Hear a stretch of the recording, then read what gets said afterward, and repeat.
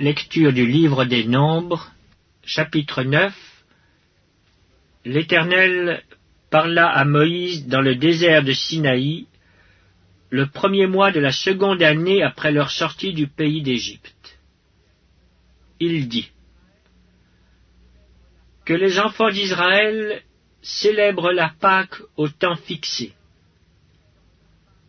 Vous la célébrerez au temps fixé, le 14e jour de ce mois, entre les 2 soirs. Vous la célébrerez selon toutes les lois et toutes les ordonnances qui s'y rapportent. Moïse parla aux enfants d'Israël afin qu'ils célébrassent la Pâque. Et ils célébrèrent la Pâque le 14e jour du premier mois, entre les 2 soirs, dans le désert de Sinaï. Les enfants d'Israël se conformèrent à tous les ordres que l'Éternel avait donnés à Moïse. Il y eut des hommes qui, se trouvant impurs à cause d'un mort, ne pouvaient pas célébrer la Pâque ce jour-là. Ils se présentèrent le même jour devant Moïse et Aaron, et ces hommes dirent à Moïse : « Nous sommes impurs à cause d'un mort. Pourquoi serions-nous privés de présenter au temps fixé l'offrande de l'Éternel au milieu des enfants d'Israël »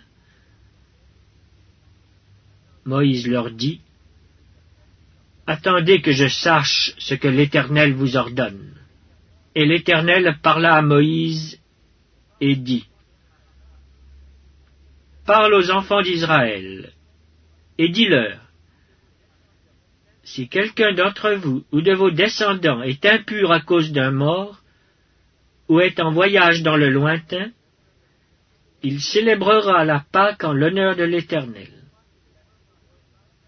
C'est au second mois qu'ils la célébreront, le 14e jour, entre les 2 soirs.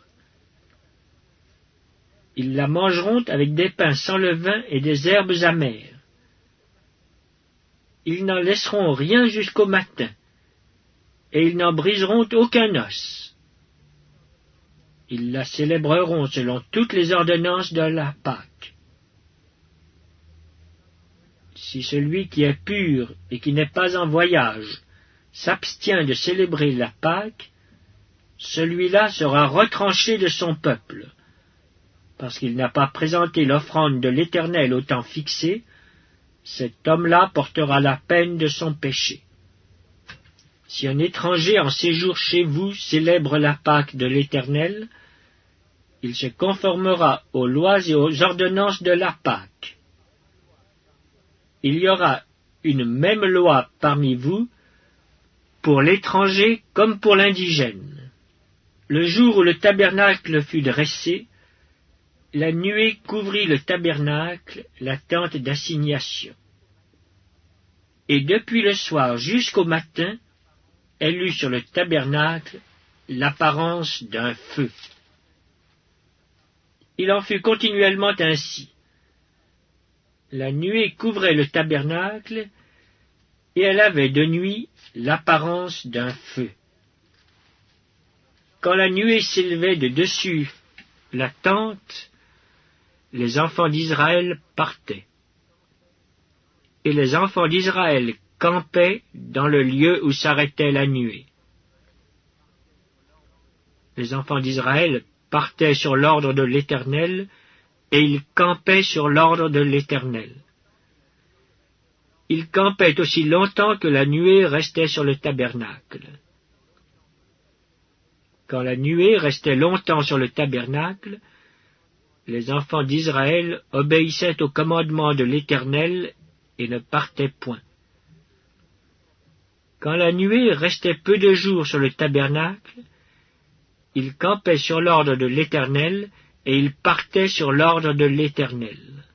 Si la nuée s'arrêtait du soir au matin, et s'élevait le matin, ils partaient. Si la nuée s'élevait après un jour et une nuit, ils partaient. Si la nuée s'arrêtait sur le tabernacle 2 jours, ou 1 mois, ou 1 année, les enfants d'Israël restaient campés et ne partaient point. Et quand elle s'élevait, ils partaient. Ils campaient sur l'ordre de l'Éternel, et ils partaient sur l'ordre de l'Éternel. Ils obéissaient au commandement de l'Éternel, sur l'ordre de l'Éternel par Moïse.